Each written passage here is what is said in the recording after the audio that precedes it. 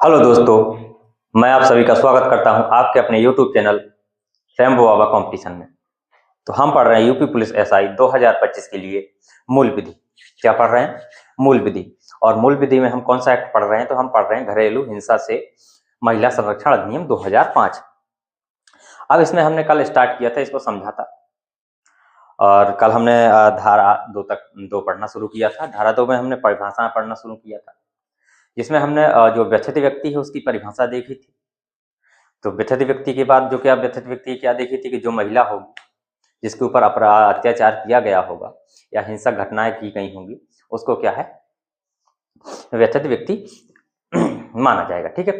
फिर व्यथित व्यक्ति में आया था किसके द्वारा किया जाएगा, तो जो क्या होते हैं, जो हमने समझा था, जो नातेदार, घरेलू नातेदार। तो फिर हमने इसके बाद हमने समझा था घरेलू नातेदार को, क्योंकि वो लगातार शब्द था इसलिए हमने उसको समझ लिया था। तो हमने 2A देखा था, धारा 2A और 2F को हमने पढ़ लिया था। अब आज हम चलिए पढ़ते हैं 2B। धारा 2B में किसकी परिभाषा है, तो चलिए हम देखते हैं, इसके आगे हम पढ़ना शुरू करते हैं। तो धारा 2B में है हमारी क्या, बालक की परिभाषा दी गई है कि बालक किसे माना जाएगा। तो चलिए हम बिना किसी देरी के इसको पढ़ना शुरू करते हैं।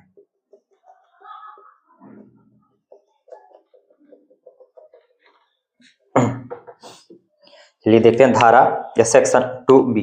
क्या धारा 2B या क्या कह सकते हैं, खा। धारा 2B या 2 खा कह सकते हैं। क्या कह सकते हैं, 2 खा कह सकते हैं। जिसमें क्या लिखा हुआ है, जिसमें किसकी, बालक की परिभाषा दी गई है। किसकी, बालक। अंग्रेजी में क्या कह सकते हैं, चाइल्ड। क्या कह सकते हैं, चाइल्ड कह सकते हैं। क्या कह सकते हैं, चाइल्ड। तो चाइल्ड की परिभाषा। तो इसमें बच्चा की परिभाषा क्या लिखी है, इसमें बताया गया है कि 18 साल से कम की आयु का जो भी होगा बच्चा, उसको क्या माना जाएगा, बच्चा माना जाएगा। उसमें कोई लिंग का कोई निर्धारण नहीं किया गया है। ठीक है, लड़की भी हो सकती है, लड़का भी हो सकता है। तो इसमें सीधे लिखना है, हमको कुछ नहीं देखना है कि क्या लिखना है, कि 18 वर्ष से कम आयु, 18 वर्ष से कम आयु का बच्चा, कोई भी, लड़का भी हो सकता है और लड़की भी हो सकती है। ठीक है, तो इसमें ये लिखा है कि 18 वर्ष से कम आयु का जो भी होगा उसे क्या माना जाएगा, उसे बालक माना जाएगा। ठीक है, इतनी चीज आपको समझ में आई होगी, क्या कि 18 साल से कम आयु का जो भी होगा उसको क्या माना जाएगा, बालक मान लिया जाएगा। ठीक है, अब इसके बाद हम चलते हैं नेक्स्ट धारा की ओर। धारा 2E किसकी ओर, धारा 2E की ओर। धारा 2E या क्या कह सकते हैं इसको, 2 का खा गा घा अंगा कह सकते हैं। क्या कह सकते हैं, या।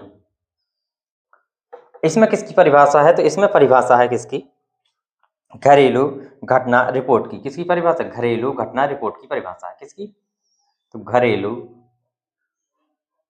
घटना रिपोर्ट। जिसकी परिभाषा घरेलू घटना रिपोर्ट की परिभाषा है। यदि इसको अंग्रेजी में देखा जाए तो इसको क्या कह सकते हैं, डोमेस्टिक इंसिडेंस रिपोर्ट। क्या कह सकते हैं, डोमेस्टिक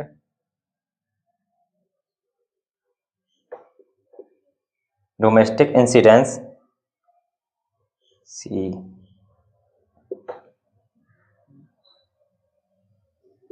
डोमेस्टिक इंसिडेंट रिपोर्ट। इसको अगर शॉर्ट में देखा जाए तो क्या कहते हैं, DIR। क्या कहते हैं, DIR। अब आपने रिपोर्ट में और भी रिपोर्टें देखी होंगी। कौन कौन सी रिपोर्ट देखी होगी, जैसे एक देखी होगी NCR का नाम सुना होगा, NCR। ये क्या लिखी, NDR नहीं, NCR सुना होगा। क्या सुना होगा, NCR नॉन कॉग्निजेबल रिपोर्ट। क्या देखा था, NCR नॉन कॉग्निजेबल रिपोर्ट देखा था। एक FIR सुना होगा, FIR 0 FIR सुना होगा। तो ये हमने क्या, ये हमने कई रिपोर्टें पढ़ चुकी। ये भी क्या है, एक FIR है, ये भी क्या है, एक FIR है। ये फर्स्ट कॉपी रिपोर्ट होती है, ये नॉन कॉग्निजेबल रिपोर्ट होती है, और ये क्या होती है, डोमेस्टिक इंसिडेंट रिपोर्ट होती है। ये घरेलू हिंसा के लिए वो वैसी ही रिपोर्ट है। ये क्या इन्फॉर्मेशन, जैसे इसमें भी हम रिपोर्ट लिखवाएंगे वैसे ही इसमें भी क्या रिपोर्ट, जो इसमें घरेलू हिंसा से जो घटना होगी उसकी जब हम रिपोर्ट लिखवाने जाएंगे तो उसको क्या बोलेंगे, उसको बोलेंगे डोमेस्टिक इंसिडेंट रिपोर्ट बोलेंगे। क्या बोलेंगे? DIR बोलेंगे। उस रिपोर्ट को DIR बोलते हैं। नॉन कॉग्निटिव रिपोर्ट को हम जैसे नॉर्मल होते हैं हमारी घटनाएं होती हैं उसको नॉन कॉग्निटिव रिपोर्ट बोलते हैं, और जो क्रिमिनल की होती हैं उनको FIR वगैरह इनको बोलते हैं। 0 FIR कहीं भी लिखवाते हैं तो उसको 0 FIR बोलते हैं। उसी प्रकार से अगर हम इसको लिखवाने के जा रहे हैं, किसी जो घरेलू घटना के संबंधित कोई रिपोर्ट लिखवाने जा रहे हैं तो उसको हम अंग्रेजी में क्या DIR बोलेंगे। क्या बोलेंगे? उसको DIR बोलेंगे। DIR भी आ सकता है, उसका फुल फॉर्म भी आ सकता है, कुछ भी पूछा जा सकता है। ठीक है, तो अब देखते हैं ये घरेलू घटना रिपोर्ट क्या होती है। तो ये क्या होती है? ये भी क्या है? एक रिपोर्ट होती है जो किसके द्वारा? व्यथित व्यक्ति के द्वारा लिखवाई जाती है। किसके द्वारा? जो व्यथित व्यक्ति होता है वो क्या होता है? वो जाता है और अपनी क्या करता है? रिपोर्ट लिखवाता है। क्या करता है? रिपोर्ट लिखवाता है, या क्या कह सकते हैं अपनी अपील करता है। क्या करता है? अपील करता है। तो उसको कहते हैं हम घरेलू घटना रिपोर्ट। तो जैसे FIR होती है, जैसे NCR होती है, वैसे ही ये क्या है? DIR है। क्या है? DIR है। तो इसको क्या कह सकते हैं? इसको लिख सकते हैं कि ऐसी रिपोर्ट जो, क्या लिख सकते हैं कि ऐसी रिपोर्ट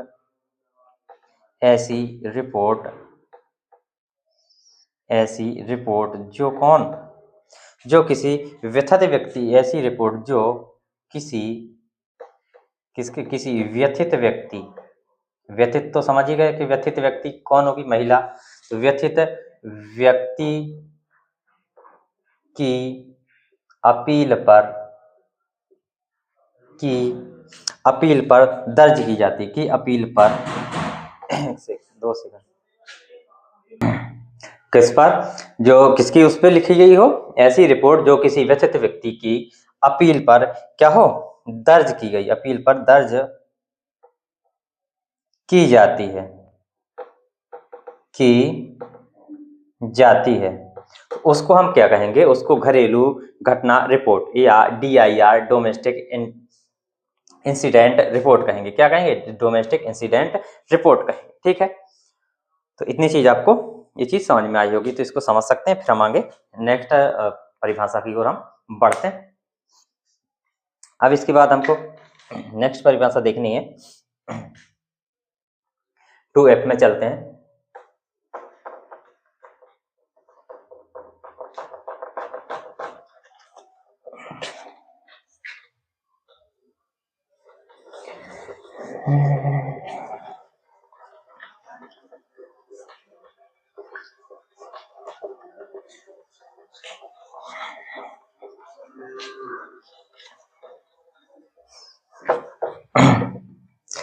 चलिए अब चलते हैं हम नेक्स्ट धारा की ओर। ये 2F हम पढ़ चुके थे, है ना? घरेलू नातेदार को हम पढ़ चुके थे। अब चलते हैं हम प्रत्यर्थी की, किसकी? प्रत्यर्थी की पढ़ते हैं। प्रत्यर्थी की परिभाषा, नेक्स्ट परिभाषा पढ़ते हैं प्रत्यर्थी की। तो इससे पहले हम एक और परिभाषा देख लेते हैं। चलिए देखते हैं। धारा जो धनी, नहीं तो बाद में पढ़नी पड़ेगी क्योंकि वो पहले ही पढ़ते हैं। धारा धनी अनुतोष की, धारा 2K, या क्या कह सकते हैं? 2टा कह सकते हैं। क्या कह सकते हैं? 2टा कह सकते हैं। तो इसमें किसकी परिभाषा दी गई है? इसमें परिभाषा दी गई किसकी? धनी अनुतोष की। किसकी?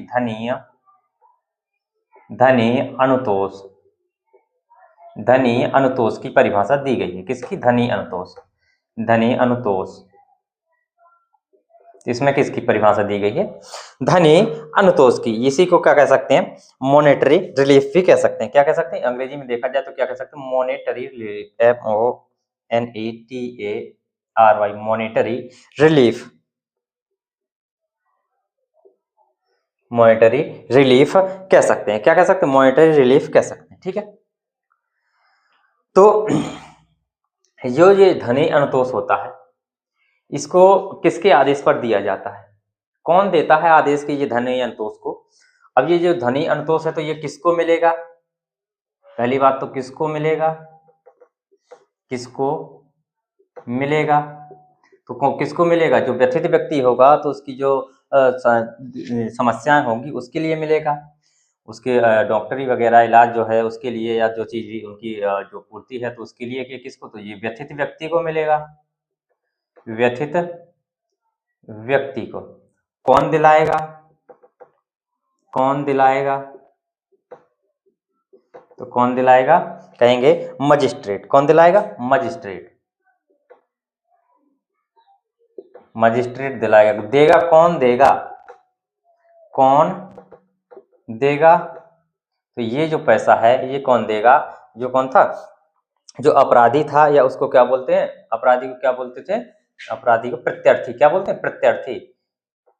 प्रत्यर्थी कौन देगा, प्रत्यर्थी कौन देगा, प्रत्यर्थी जो है वो क्या करेगा, इस धनी अनुतोष को देगा। ये चीज नोट करनी है। अब तो इसमें अगर लिखना चाहे तो एक लाइन लिख सकते हैं इस सबको बना के कि क्या होगा कि किसके आदेश पर, मजिस्ट्रेट के आदेश पर, किसके, मजिस्ट्रेट, मजिस्ट्रेट के आदेश पर, किसके आदेश पर, मजिस्ट्रेट के आदेश पर प्रत्यर्थी द्वारा,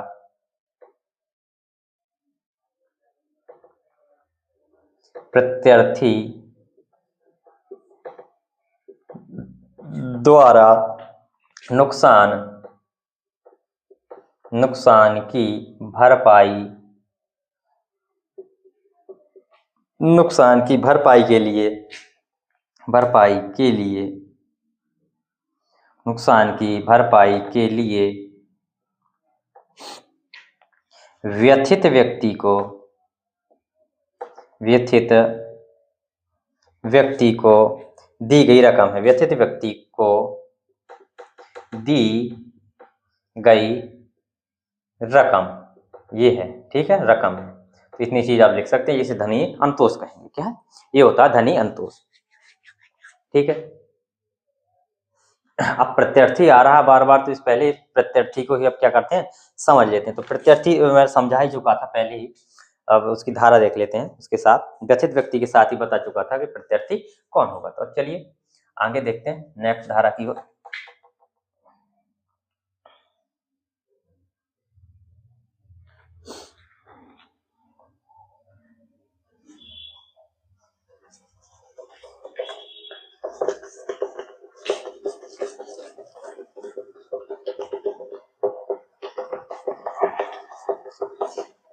एक डस्टर लेना पड़ेगा, लगता है दिक्कत आती है बहुत। चलो अब देखते हैं धारा, धारा 2Q, कौन सी, 2Q, या क्या कह सकते हैं, दो था कह सकते हैं। क्या कह सकते हैं, था। इसमें किसकी परिभाषा है, इसमें है भैया प्रत्यर्थी की परिभाषा। किसकी, प्रत्यर्थी। किसकी, अंग्रेजी में इसको क्या बोलते हैं, रिस्पोंडेंट। क्या बोलते हैं, रिस्पोंडेंट, RISPONDENT,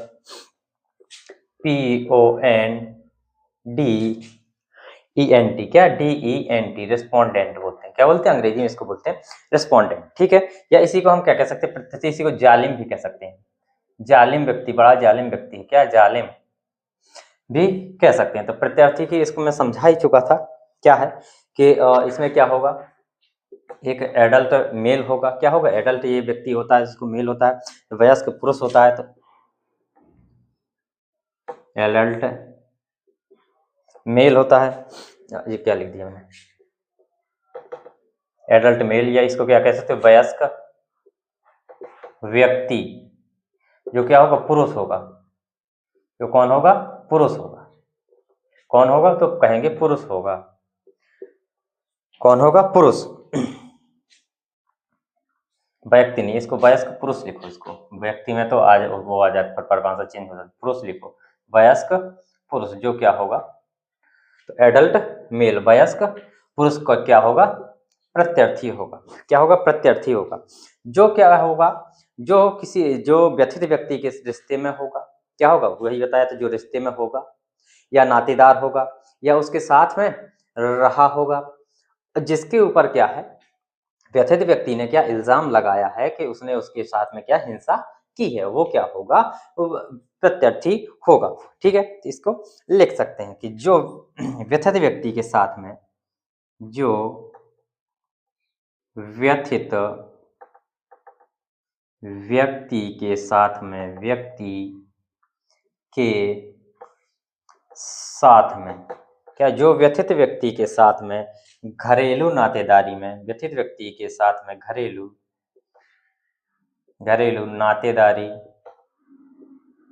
घरेलू नातेदारी में है या घरेलू नातेदारी में है या रह रहा है, क्या है या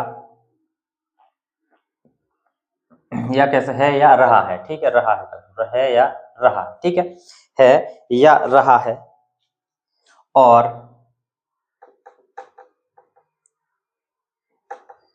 जिसके विरुद्ध क्या हुआ है, हिंसा का आरोप, जिसके विरुद्ध क्या, हिंसा का आरोप, जिसके विरुद्ध हिंसा के आरोप तथा प्रतिकर, जो अभी ध्वनि अनुतोष हम पढ़ के आए हैं, क्या प्रतिकर भी उसको बोल सकते हैं, प्रतिकर की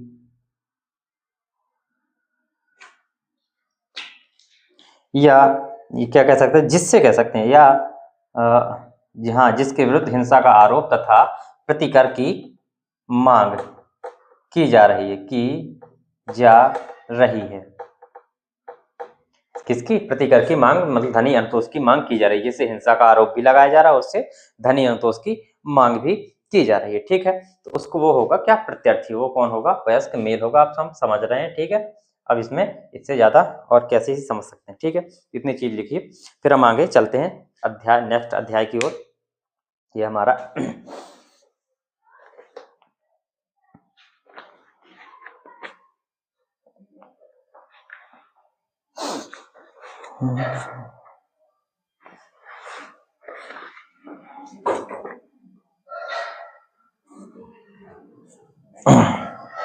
चलिए अब हम पढ़ते हैं अध्याय 2 को।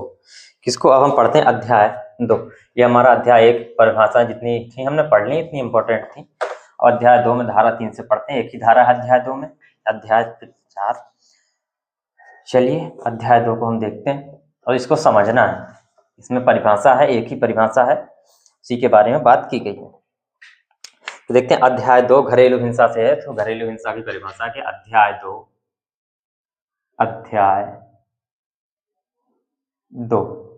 क्या, घरेलू हिंसा, ठीक है। तो अरे धारा देखिए, धारा 3 में क्या, घरेलू हिंसा की परिभाषा है, क्या, किसकी, घरेलू हिंसा की परिभाषा, घरेलू हिंसा की परिभाषा। अब घरेलू हिंसा किसे माना जाएगा, अब घरेलू हिंसा कैसे होती है या कैसे हो सकती है। अब आप ही बताओ, घर में हिंसा कैसे होती है। जैसे यदि कोई व्यक्ति क्या करता है, कोई काम है, कोई काम सही से ढंग से ना करे तो झगड़ा होगा। कोई काम उसको सौंपा गया है, वो क्या करे, कोई सूचना है, उसको क्या करता है, छुपा लेता है, या कोई और चीज है जिसको छुपा लेता है, तो उससे क्या हुई, घरेलू हिंसा होती है, ठीक है। तो इससे चीजें से घरेलू हिंसा होती है। या क्या हो, किसी जो महिला है उसके साथ क्या होता है, उसके साथ क्या क्या किया जा सकता है, तो उसके लिए बताए गए हैं कि 4 चीजें होती हैं।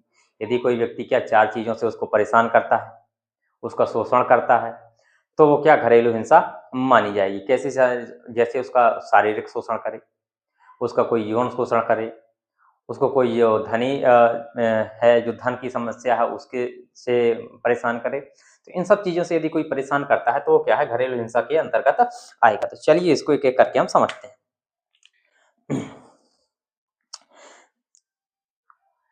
तो ऐसे लिख सकते हैं इसको कि प्रत्यार्थी का ऐसा कार्य, लिखो प्रत्यार्थी का ऐसा कार्य, क्या प्रत्यार्थी का ऐसा कार्य या कार्य का लोप, क्या हो, ऐसा कार्य, लोप का मतलब क्या, किसी गायब कर देना, गायब कर दे रहा है, कार्य का लोप, या क्या ऐसा कार्य या कार्य का लोप, या या क्या क्या क्या, क्या या क्या क्या कह सकते हैं कि ऐसा आचरण, ऐसा आचरण, ऐसा आचरण, ऐसा आचरण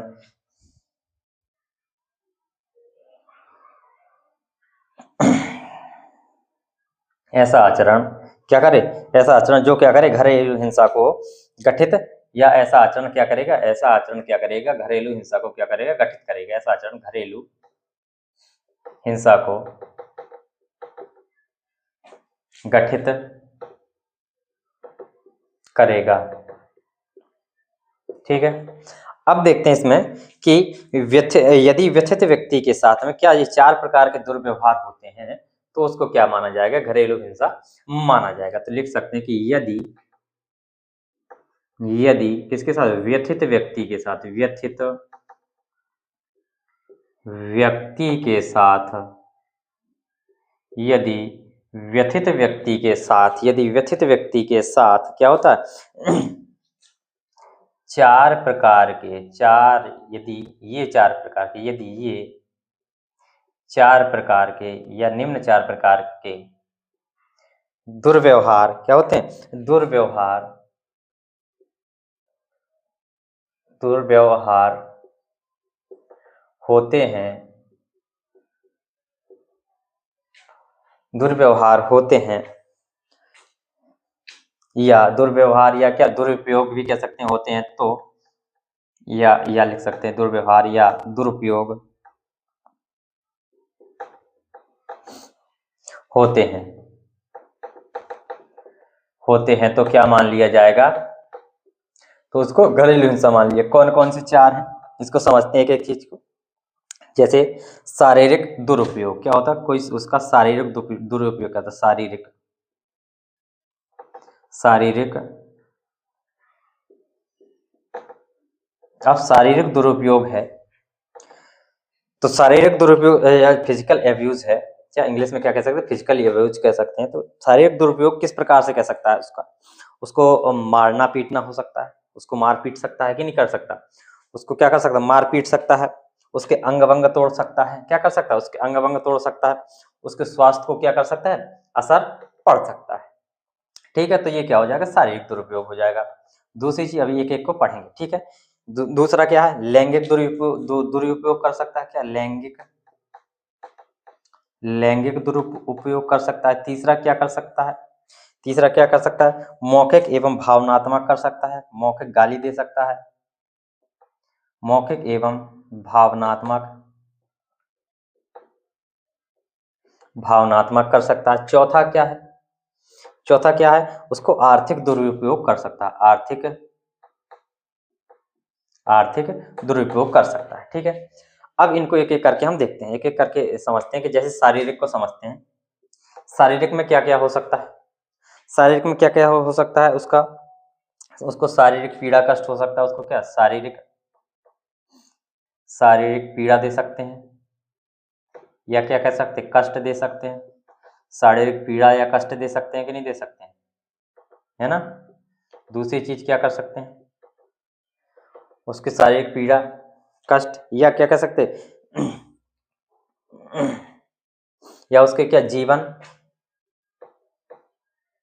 या उसके अंग को क्या कर सकते हैं खतरे में डाल सकते हैं कि नहीं डाल सकते अंग, या उसके क्या उसके स्वास्थ्य को भी लिख लो, उसके क्या स्वास्थ्य, स्वास्थ्य को क्या खतरे में डालना, खतरे में डालना, उसको डरा धमका के क्या कर सकते हैं पीट भी सकते हैं, उसका ये भी धमकी दे सकते हैं कि तुम्हें मार देंगे, जान से मार देंगे, उसके हाथ पांव काटने की धमकी दे सकते हैं, और भी चीजें स्वास्थ्य संबंधी।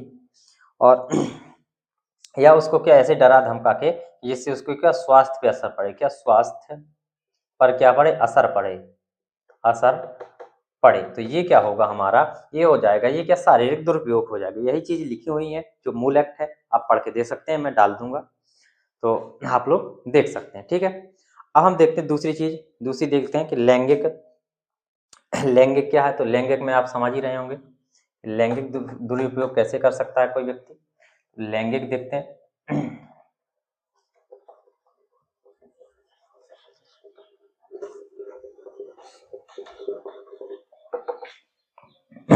लैंगिक दूरी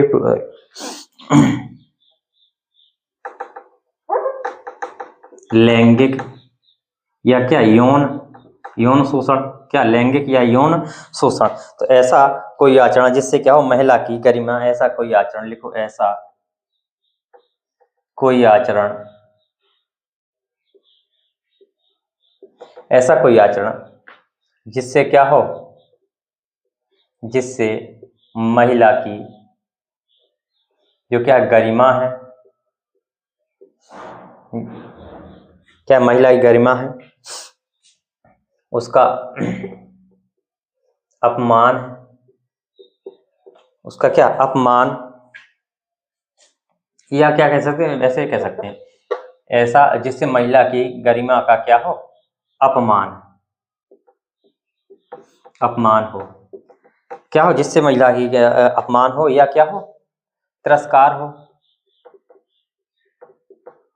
तिरस्कार हो, अपमान हो या तिरस्कार हो, ठीक है। तो उसको वो क्या हो जाएगा, लैंगिक शोषण हो जाएगा। अब लैंगिक शोषण आप समझ सकते हैं कि यौन संबंध भी बना सकता है उसको किसी तरीके से, जिससे उसकी क्या जो गरिमा है, लैंगिक शोषण करेगा तो उसकी क्या गरिमा क्या होगी, भंग होगी, जबरदस्ती भी कर सकता है, किसी भी तरीके से वो कर सकता है, ठीक है। अब चलते हैं आगे। मौखिक में क्या कर सकता है, गाली दे सकता है, क्या कर सकता है, गाली दे सकता है, कुछ ऐसे कटुक वचन बोल सकता है जिस जो क्या हो आपको अच्छे ना लगते हो, अपमानित कर सकता है। मौखिक, मौखिक में क्या कर सकता है, अपमानित कर सकता है, उपहास कर सकता है, अपमानित कर सकता है, उपहास उड़ा सकता है। इसमें भी क्या कर सकता है, तिरस्कार कर सकता है, इसमें भी क्या कर सकता है, तिरस्कार कर सकता है। कैसे, गाली देना, जैसे कैसे गाली दे सकता है, गाली देना, क्या करना, गाली देना। अब जैसे लड़कियों को क्या होता है कि लड़का ना पैदा हो, लड़का ना पैदा होने पर, लड़का ना पैदा होने पर, गांव में ये सब जगह चलता है कि लड़की की बहुत जरूरत है, लड़का होगा तो ही परिवार चलेगा। लड़का ना होने पर, लड़का पैदा ना हो, लड़का ना पैदा होने पर, होने पर क्या करना, उसको कटुक वचन बोलना, क्या करना, उसको कटु वचन बोलना, होने पर क्या बोलना, कटु वचन बोलना, कटु वचन बोलना कई प्रकार के होता है, कटु वचन बोलना। तो ये सब क्या है, ये सब क्या है, ये मौखिक है, क्या है, मौखिक है। या क्या कह सकते हैं, लगातार, लगातार क्या करने, चोट पहुंचाने की, चोट पहुंचाने की, पहुंचाने की, क्या धमकी देना, धमकी देना, क्या करता है कोई लगातार चोट पहुंचाने की क्या करता है, धमकी भी देता है, तो भी ये चीजें हो सकती हैं, ठीक है। अब देखते हैं आर्थिक। आर्थिक में क्या है कि जैसे उस व्यक्ति की जो अपनी होती हैं निजी जरूरतें, तो उसमें क्या है, उसके लिए यदि वो पैसा मांगता है, रुपया मांगता है, धन मांगता है, तो व्यक्ति क्या करते हैं, उसको पैसा धन रुपया नहीं देता है, ठीक देते हैं। तो उसमें क्या है, उसी के जिससे संबंधित है कि आर्थिक दुरुपयोग कैसे कर सकता है, आर्थिक, आर्थिक दुरुपयोग, आर्थिक दुरुपयोग। तो आर्थिक दुरुपयोग में क्या होगा कि व्यथित जो व्यक्ति को जरूरत के सामान के लिए आवश्यक धन से वंचित रखना, क्या करना, जो व्यथित व्यक्ति है, व्यथित, व्यथित व्यक्ति को जरूरतों के सामान के लिए आवश्यक धन से वंचित रखना, से वंचित रखना, वंचित रखना। अब उनको कपड़ों की जरूरत है, साबुन, तेल, इन सब चीज़ों की ज़रूरत होती है, और भी चीज़ें, कई चीज़ें होती हैं। उन सब चीज़ों से क्या, उन सब चीज़ों के लिए यदि कोई व्यथित व्यक्ति है, जो महिला पैसा मांगती है और व्यक्ति क्या करता है, नहीं देता है, तो वो क्या होता है, वो किसके अंतर्गत, घरेलू हिंसा के अंतर्गत आ जाएगा। तो आपको घरेलू हिंसा के बारे में समझ में आया होगा कि इन सब चीज़ों से यदि चीज़ें कोई भी चीज़ें होती हैं तो उसको घरेलू हिंसा में डाल दिया जाएगा। ठीक है, तो ये हमने देखा था अध्याय 3। अब अध्याय 4 को हम कल पढ़ेंगे। तो थैंक यू दोस्तों, क्लास अच्छी लगी तो प्लीज़ लाइक शेयर सब्सक्राइब जरूर करिएगा। मिलते हैं नेक्स्ट क्लास में। थैंक यू दोस्तों।